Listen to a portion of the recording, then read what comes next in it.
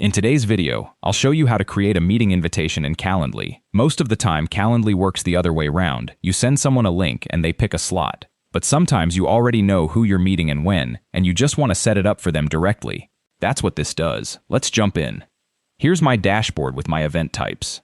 The trick is that the button you need only shows up when you hover over an event. So move your mouse over the one you want, in my case the 30-minute meeting, and you'll see a book meeting option appear.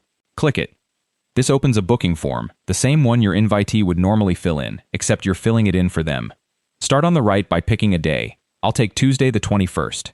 Now choose a time from the list that appears. There we go.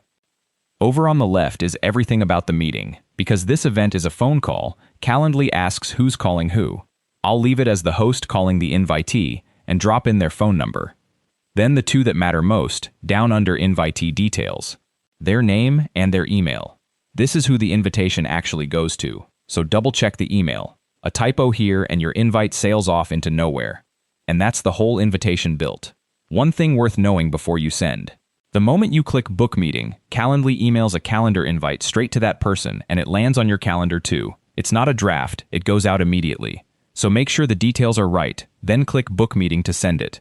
And it's done. They get their invite, the meeting's on both calendars, and you never had to send a link or wait for them to pick a time. So that's it. Hover the event, book meeting, choose a day and time, fill in their details, and send. Happy scheduling, and I'll see you in the next video.